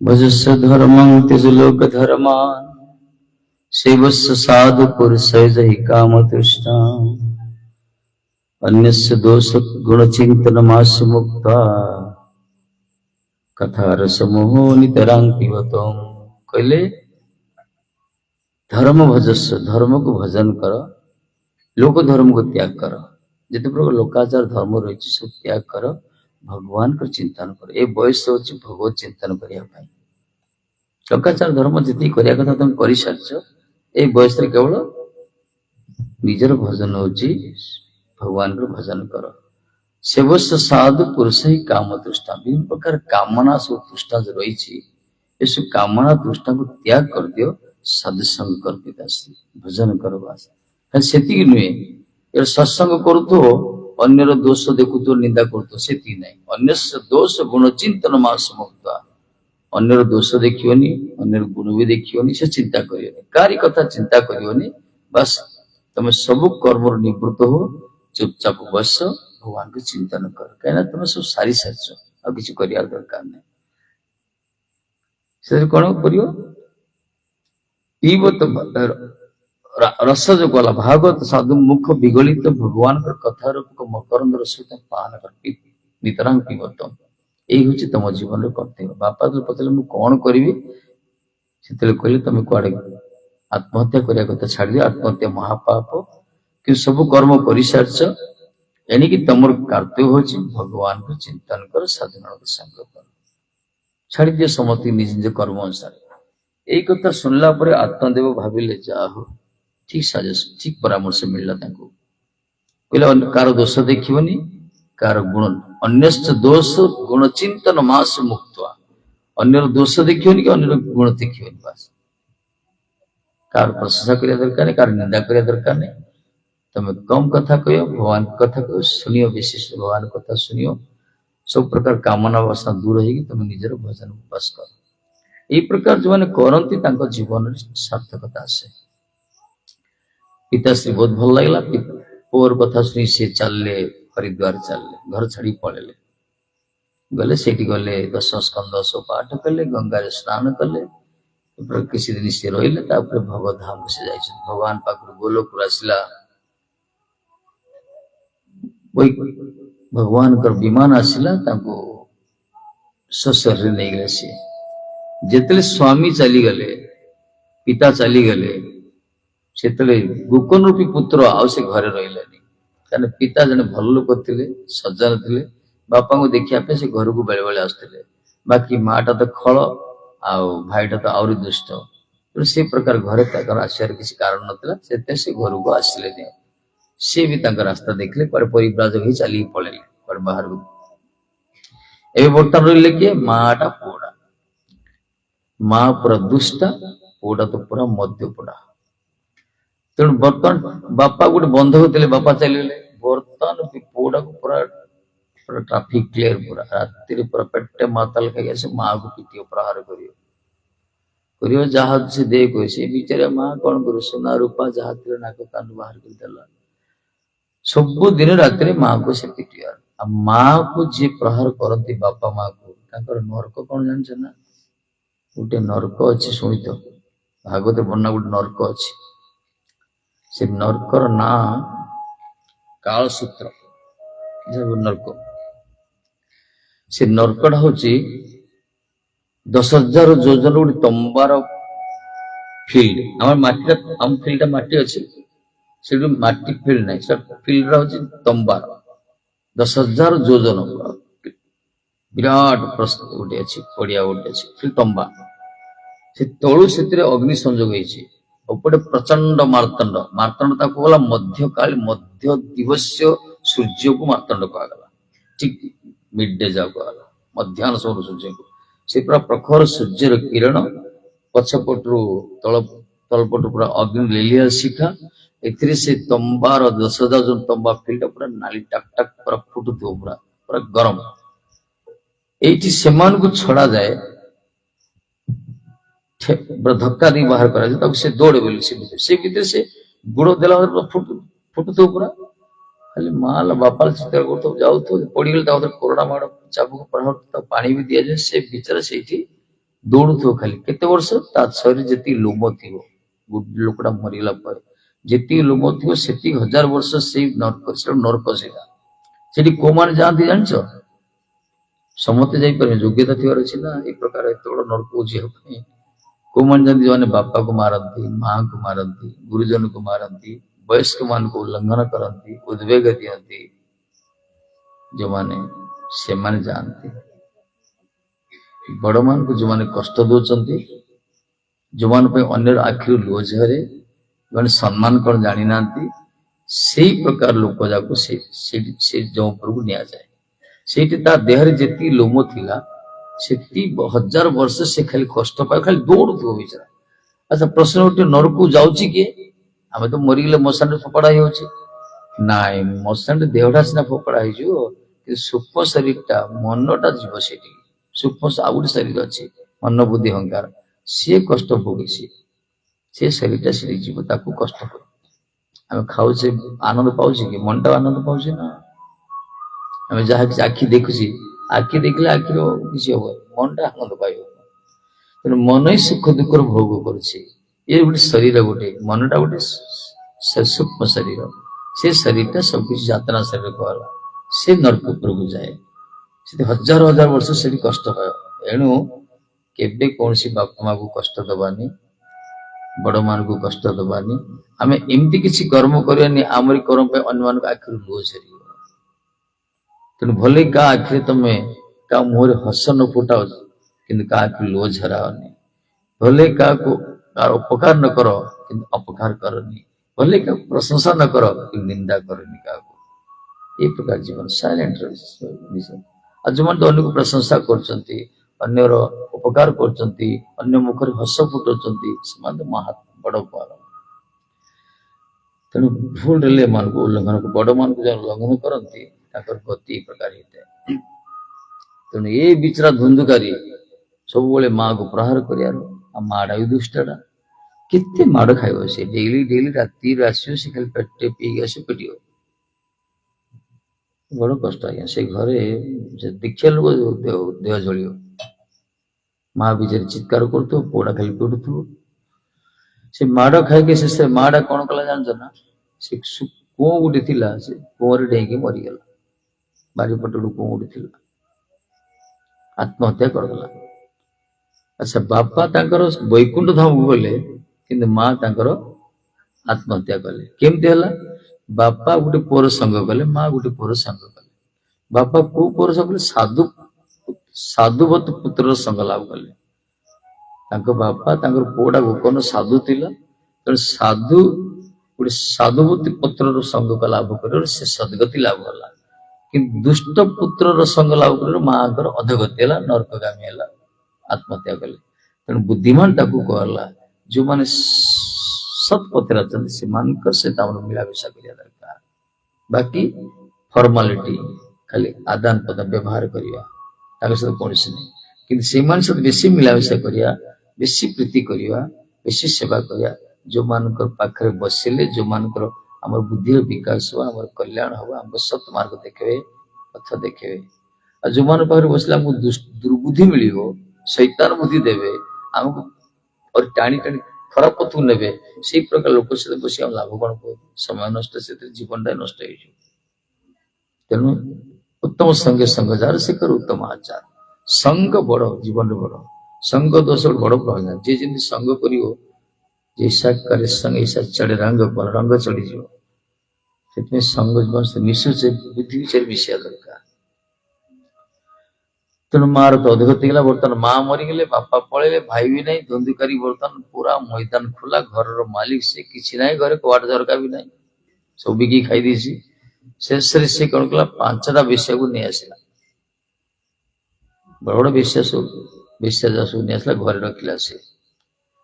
ସେ ବେଶ୍ୟାକୁ ନେଇ ଆସିଲା। ପ୍ରତିଦିନ ସେ ଦିନ ସାରା ଶୋଇବ, ସନ୍ଧ୍ୟାବେଳେ ଟିକେ ଗୋଟେ ବାହାରି ଯିବ, ଘଣ୍ଟି ଦିନ କୁଆଡେ ବୁଲିବ, ମେଞ୍ଚେ ସୁନା ରୂପା ଟଙ୍କା ଧରିକି ଆସିବ, ମାଛ ସବୁ ଧରିକି ଆସିବ, ଚିକେନ ମଟନ କରାଯିବ, ମଦ ଫଦ ଧରିକି ଆସିବ, ଖାଇବ ପିଇବ। ଏଇ ପ୍ରକାର ତାର କାଳାତିପାତ ହେଲା।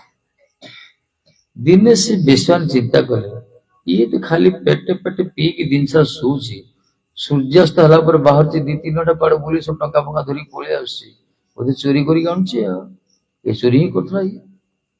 ଯଦି ଏଇ ପ୍ରକାର ଚୋରି କରିକି ଆଣିବ, ଦିନ ନା ଦିନ ଆଗକୁ ତ ପୁଲିସ ଧରିବ ନା, ରାଜା ମାନଙ୍କ ସିପାହୀ ଧରିବେ। ରାଜାର ସିପାହୀ ଧରିଲେ କଣ, ଆକୁ ତ ଧରିକି ନେବେ, ତା ସହିତ ଆମକୁ ବି ଧରିକି ନେବେ। ଘରଟା ରେଡ୍ ଆଲର୍ଟ ହେଇଯିବ। ଆମକୁ ଧରିଛି, ଆକୁ ତ ମାରିବେ, ଆମକୁ ମାରିବେ। ଯଦି ଇଏ ରାଜାଙ୍କର ସିପାହୀ ଦ୍ୱାରା ମରିବା ପାଇଁ ଅଛି, ତାହେଲେ ଆକୁ ପୂର୍ବରୁ କାହିଁ ମାରିଦେବାନି ଆମେ କାହିଁ ଯାହା ପାଇଁ ଧନ୍ଦାରେ ପଶିବା? ବେଶ୍ୟାମାନେ ତ ତାଙ୍କ ବୁଦ୍ଧି କେତେ, ମତଲବରେ ଆସିଥିଲେ ସେମାନେ। ତେଣୁ ଦିନେ ଇଏ ପେଟେ ମଦ ଖାଇ ଶୋଇଛି ଖଟରେ। ଏମାନେ କଣ କଲେ, ସେ ଚୁଲି ଜଳୁଥିଲା, ସେ ଚୁଲିରେ କାଠ ଜଳୁଥିଲା, ସେ ଦୂରପୋଡା କାଠ ନେଇ ଆସିଲେ। ଆଉ 4 ଜଣ ବେଶ୍ୟା କଣ କଲେ, ତାର ହାତ ଗୋଡକୁ ସବୁ ଦଉଡିରେ ବାନ୍ଧିଲେ, ଖଟର ଖୁରାରେ। 2 ହାତକୁ 2ଟା ଖଟ ଖୁରା, 2 ଗୋଡକୁ 2ଟା ଖଟ ଖୁରାରେ ବାନ୍ଧିକି ମାଡି ବଇଛନ୍ତି। ଆଉ ଜଣେ ବେଶ୍ୟା ଥିଲା, ସେ ଦୂରପୋଡା କାଠ ନେଇ ଆସିଲା, ତା ମୁହଁରେ ଖେଞ୍ଚି ମାରିଲା। ମରୁନି ଗୋଟେ ଲୋକ ଦେଖିଏ ମରୁନଥିବେ। ମଶାଣି କେବେ ଯାଇଛ? ଦାହ କୁଡିଆରେ ଦେଖିଥିବ ତ, ମଣିଷ ତ ପୋଡା ଯିବ, ଯୋଉମାନେ ଦାହ କରୁଛନ୍ତି, ଦେଖିବ ମଣିଷ ଗୁଟା ଉଠିବ ବେଳେ ମଡା ଉପରେ। ଏମାନଙ୍କୁ ବାଡି ଠେଙ୍ଗା ତ ପିଟିଏ ତାକୁ, ଧୂର ପିଟିଏ, ମାନେ ତ ପିଟି ମରାଯିବ। ହାତଟା ଉଠିବ, ଗୋଡଟା ଉଠିବ। ସାଇନ୍ସ ତ କହୁଛି ଉଠିଯିବ, ସେ ଅଲଗା କଥା, ସାଇନ୍ସ କଥା। କିନ୍ତୁ ନିୟମ ସେଟା, ତାକୁ ପିଟି ମରାଯାଏ। ତାକୁ ପାପି ସାଂସ ବାସ୍ତରେ ସୁରୁଖୁରେ ମରିବେନି। ମରିଗଲା ପରେ ତା ମୁଣ୍ଡ ପିଟି ମରାଯାଉଛି। ଏଇ ଲୋକଟାକୁ ଖେଞ୍ଚି ମରାଗଲା। ଚିତ୍କାର କରୁଛି, ଗଁ କରୁଛି, ତାକୁ ନିଆଁରେ ପୋଡି ମରାଗଲା। ମାରିଗଲା ପରେ କଣ କଲେ, ତାକୁ ପଛପଟେ ଗାତ କରି ପୋତି ଦେଲେ ବେଶ୍ୟାମାନେ। ତାପରେ ସକାଳୁ ସେମାନେ ପ୍ରଚାର କଲେ, ଆମର ସ୍ୱାମୀ ବିଦେଶ ଯାଇଛନ୍ତି ଧନ ରୋଜଗାର କରିବା ପାଇଁ। ସ୍ୱାମୀ ପରଦେଶ ଯାଇଛନ୍ତି ଧନ ରୋଜଗାର କରିବା ପାଇଁ। କିଛି ଦିନ 15-20 ଦିନ ରହିଲେ, ମାଛ ମାଂସ କରି ଖାଇଲେ। ତାପରେ ଉଡନ୍ତା ପକ୍ଷୀ ଆସିଥିଲେ, ଉଡିକି ପଳେଇଲେ। ତାଙ୍କର କଣ, ବେଶ୍ୟା ଆସିଥିଲେ, କୁଆଡେ ପଳେଇଲେ, ସରିଗଲା ତାଙ୍କର ଖେଳ। ଇଏ ତାର ବର୍ଷେ ପରେ ତାଙ୍କ ଭାଇ ଶୁଣିଲେ, ଗୋକର୍ଣ୍ଣ ଥିଲେ, କୁଆଡେ ପ୍ରୟାଗରେ ଥିଲେ, ଗୟାରେ ଥିଲେ, ଶୁଣିଲେ ଭାଇଟା ମରିଯାଇଛି। ତେଣୁ ସେ ଶ୍ରାଦ୍ଧ କଲେ। ତାପରେ ବର୍ଷେ ପରେ ଘରକୁ ଆସିଛନ୍ତି। ଘରକୁ ଦେଖିଲେ ଯେ ଘରଟା ପୁରା ଖଣ୍ଡର ହେଇଯାଇଛି, ମାନେ କିଛି ନାହିଁ, ପୁରା ଭିଟା ମାଟି ସବୁ। ଖରା ଦିନେ ସେ ଆସିଥିଲେ, ଗ୍ରୀଷ୍ମ ଦିନ, ଦେଖିଲେ ସେ ଭାଙ୍ଗି ଯାଇଛି, କିଛି ନାହିଁ, ଯତ୍ନ ନାହିଁ। ଯାହା ସେ ରାତି ସାରା ପହଞ୍ଚିଲେ, ରାତିରେ ଶୋଇଲେ। ସେ ସକାଳୁ କାହା ସହ ଦେଖା କରିବା ପାଇଁ ଇଚ୍ଛା କଲେ। ଠିକ ମଧ୍ୟରାତ୍ରିରେ ଦେଖାଗଲା, ଗୋଟେ ବିକଟାଳ ଗୋଟେ ଶବ୍ଦ ଗୋଟେ ଆସିଛି।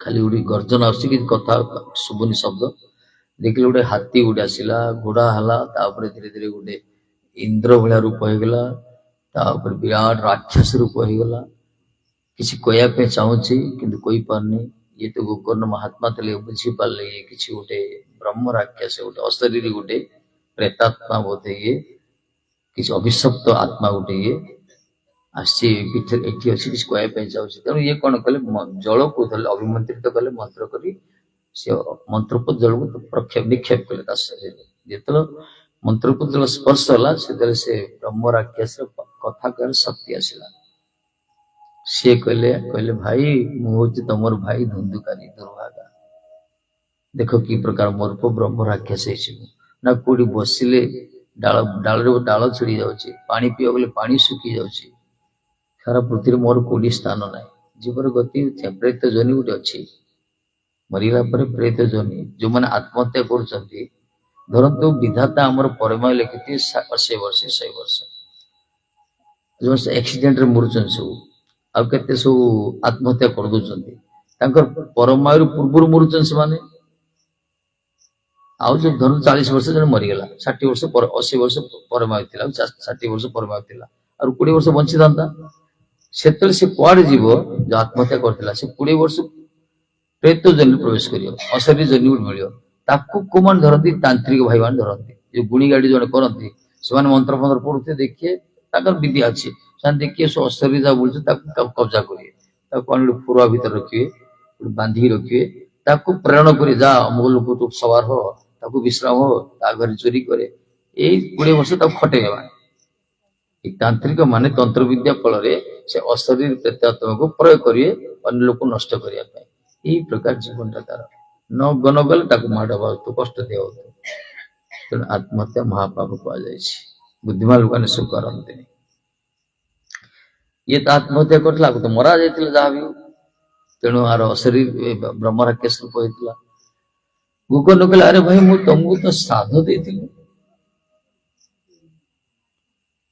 ये कहले गयारे सतेना 100 श्राद्ध कले मुक्ति हबनी भाई मोर गया श्राद्ध सतेना पी में मुक्ति मोर मुक्ति हबनी 100 गयारे श्राद्ध कले मोर मुक्ति आ किसी चिंता कर ये कहले ठीक अच्छे तापर दिन सकाल से बड़ बड़ लोग बुढ़ा लोग सहित मिसले से खुशी गले जाओ बहुत दिन पर गाँव को फेरी साधु गोटे फेरी सम्मान कले ये गत रात घटना कहली देखिली भाई दुर्दिका आत्महत्या करता बोधे तेणु तार अशरीर ब्रह्म राक्षस कौन कर बुढ़ा मैंने परामर्श देला सूर्य भगवान होती ज्ञान देवता से सूर्य भगवान ज्ञान देवता सूर्य नमस्कार करिया दरकार सकाल उठिले सूर्य को प्रणाम करे सूर्य को प्रणाम कले बुद्धि देवे ज्ञान देवे स्मरण शक्ति बुद्धि पाए शरीर निरोग हम हनुमान जी एत बड़ ज्ञान गुण सागर कहगला हनुमान को मध्य से ज्ञान देते हनुमान को गुरु होते सूर्य भगवान तेणु सूर्य नमस्कार सकाल वैदिक रीति नियम अच्छी सकाल उठला स्नान कला सूर्य को नमस्कार करा जाए केते तो सो सूर्य उदय होला उठुथे से कि सूर्य नमस्कार करे सूर्य नमस्कार करते उल्टा उठे बोली कहते तेणु सूर्य भगवान को तमें स्तुति कर सकाल से सूर्य भगवान की स्तुति कले सूर्य भगवान कहले अरे गोकर्ण गोटे काम कर सत्कर्म कर सत्कर्म कौन करे ना भागवत कर जब भागवत कर तार उद्धार हो कौन सी मार्ग ना कहले उद्धार हो हाँ उद्धार हो किसी पाप मान पुण्य कर्म करनी ना से जहाँ कल गोकर्ण धुंधुकारी जीवन में किसी कर पुण्य कर्म कि भागवत करागला जिते गोकर्ण दिन कल भागवत आयोजन कले समस्ते शुणिले अरे गोकर्ण महाराज बर्तमान भाई गोटे भागवत कर शुणवा आस भाई को उद्धार करने जो भाईटा की पापी थिला ब्रह्म राक्षस जीवन में किए भल कम करनी तार उद्धार गोटे भागवत आयोजन कर तमें आस शुणवा आस तेणु कौन कले गोकर्ण जो भागवत आयोजन कर लोक मान सब आसिले हाँ बंद सर लोक मान सब आस लोक जमा हेले कहले देखो जो धुंधुकारी जीवन रे केबे किछि करनी पुण्य कर्म किछि करनी सब जीवन सारा मद्यपान करछि ଅମେଧ୍ୟ ଗ୍ରାସ କରିଛି, କିଛି ପୁଣ୍ୟ କର୍ମ କରିନି, ତାରି ପାଇଁ ତାର ସଦ୍ଗତି ପାଇଁ ତା ଭାଇ ଗୋଟେ ଭାଗବତ ଆୟୋଜନ କରୁଛନ୍ତି। ସେତେବେଳେ ପ୍ରଥମ ଦିନ ଭାଗବତ ଆରମ୍ଭ ହେଲା, ସେ ଧୁନ୍ଦୁ କରି ଆସିଲା, ଦେଖିଲା ଗୋଟେ ପାଖରେ ବାଉଁଶ ଅଛି, ବାଉଁଶ ବନ୍ଧା ହେଇଛି, ଶୁଖିଲା ବାଉଁଶ, 7 ଗଣ୍ଠି ଥିଲା ସେଥିରେ। ସେ ବାଉଁଶ ଭିତରେ ଆଶ୍ରୟ ନେଲା। ପ୍ରଥମ ଦିନ କଥା ବିଶ୍ରାମ ପରେ ଗୋଟେ ଗଣ୍ଠି ଫାଟିଲା, ଦ୍ୱିତୀୟ ଦିନରେ ଦ୍ୱିତୀୟ ଗଣ୍ଠି, ପରେ 7 ଦିନ କଥା ସରିଲା ପରେ 7 ଗଣ୍ଠି ବିଶିଷ୍ଟ ବାଉଁଶ 2 ଫାଳ ହେଲା। ସେତେବେଳେ ଦିବ୍ୟ ପୁରୁଷ ପ୍ରକଟ ହେଲେ, କିରଟି ପିନ୍ଧିଛନ୍ତି, ପୀତାମ୍ବର ବସ୍ତ୍ର ପରିଧାନ କରିଛନ୍ତି, ପୁରା ଆସି ଭାଇକି ପ୍ରଣାମ କଲେ, କହିଲେ ଭାଇ ମୁଁ ହଉଛି ତମରି ଭାଇ ସେ ଧୁନ୍ଦୁକାରୀ, ଯାହା ମତେ ରକ୍ଷା କରିଲ। ଦେଖ ବିମାନ ଆସିଛି, ଭଗବାନ ପଠେଇଛନ୍ତି ବିମାନ, ସେ ବିମାନରୁ ସିଏ ବିମାନରେ ଚଢିଲେ ଗଲେ। ଭୋକନଜୀ କହିଲେ ଆରେ ଆରେ ରୋ ରୋ, ଗୋଟେ ବିମାନ କାହିଁକି ପଠେଇଲ, କେତେ ଲୋକ ବସିଛନ୍ତି, ସମସ୍ତ ପାଇଁ ପଠେଇଲନି। ସେ ଦେବଦୂତ ମାନେ କହିଲେ ଆରେ ମହାରାଜ, ଇଏ ଯେମିତି ଭାଗବତ ଶୁଣିଥିଲେ ଏ ଲୋକ ଯାହା ସେମିତି ଶୁଣି ନାହାନ୍ତି। ନା କେମିତି, ଇଏ କେମିତି ଶୁଣିଥିଲେ, ଏ ଯାହା ଶୁଣିଥିଲେ ଯେ ମନେ ପକଉଥିଲେ ସବୁବେଳେ, ଅନ୍ୟ ଲୋକ ଯାହା ସବୁ ଝାଡି ପଳଉଥିଲେ ସବୁ। ଇଏ ଶୁଣୁଥିଲେ ଆଉ ଶୋଇବା ସମୟ ରାତିରେ ପୁରା ମନନ କରୁଥିଲେ, ଚିନ୍ତନ କରୁଥିଲେ, ଅନୁଶୀଳନ କରୁଥିଲେ, ସବୁବେଳେ ତାକୁ ମନ୍ଥନ କରୁଥିଲେ ମନରେ। ତେଣୁ ତାକୁ କୁହାଗଲା ସତ୍ସଙ୍ଗ। କିନ୍ତୁ ଅନ୍ୟମାନେ ସେ ଶୁଣେ, ତାହେଲେ ବସିଲେ ଶୁଣିଦେଲେ, ତାପରେ ଭୁଲିଗଲେ, ଛାଡ଼ିଦେଲେ। ତେଣୁ ଏଇ ପ୍ରକାର ସତ୍ସଙ୍ଗ ସେ କରୁଥିଲେ, ଉଦ୍ଧାର ହେଲେ। ତାପରେ ସମୟରେ ଯେତେବେଳେ ସବୁ ଲୋକ ଜାଣିଲେ ଯେ ଗୋକର୍ଣ୍ଣ ଭାଗବତ କରିବା ଦ୍ୱାରା ଧୁନ୍ଦିକାରୀ ଉଦ୍ଧାର ହେଇଗଲା, ଦ୍ୱିତୀୟ ଥର ଲୋକମାନେ ଅନୁରୋଧ କଲେ। ଯେତେବେଳେ ଦ୍ୱିତୀୟ ଥର ଗୋକର୍ଣ୍ଣ ଆଉ ଥରେ ଭାଗବତ କରୁଛନ୍ତି, ଯେତେ କଣା କୁଜା, ଯେତେ କେମ୍ପା ସବୁ ଥିଲେ, ଯେ ସବୁ ଆନବିଲଡି ଲୋକ ଯାକ, ସବୁ ଅକର୍ମଣୀ ଲୋକ ଯାକ, ଯେତେ ପାପି ତାପି ସବୁ ଆସିଥିଲେ, ସାରା ଜଗତର ସବୁ ଲୋକ ରୁଣ୍ଡ ହେଲେ ସେଇଠି, ସମସ୍ତେ ଏକାଗ୍ର ସେଥିରେ ସେ ଭାଗବତ କଥା ଶୁଣିଲେ। ଶୁଣିଲା ପରେ ସମସ୍ତ ପାଇଁ ବିମାନ ଥିଲେ, ସମସ୍ତେ ଉଦ୍ଧାର ହେଇଗଲେ। बोल भागवत महाराज की, गोकर्ण महाराज की। এই ପ୍ରକାର ଆମର ବି କଥା ସରିଲେ, ଜେନା ବି କହିଲେ ଯାଅ ବନ୍ଦ କରିଦେ। ତାଙ୍କରି କୃପାରୁ, ତାଙ୍କର ପ୍ରେରଣା ଭଗବାନ ତାଙ୍କୁ ଦେଇଛନ୍ତି, ଥାନ ଦେବି। ଭାଗବତ ଆଜିକୁ ସତ୍ସଙ୍ଗ କଲେ ଲୋକଙ୍କର କଲ୍ୟାଣ କରିବା ପାଇଁ, ଲୋକ ହିଁ କଲ୍ୟାଣ ହେଇଥାଏ। ତାଙ୍କର ତ କଲ୍ୟାଣ ହବ, ଲୋକ ବି ନିଶ୍ଚିତ କଲ୍ୟାଣ ହବ। ସାଧୁ ମଣ୍ଡା କି କୀର୍ତ୍ତନ କରୁଛନ୍ତି, ଚାଲ କୀର୍ତ୍ତନ କରିବା। ଅସ୍ତୁ।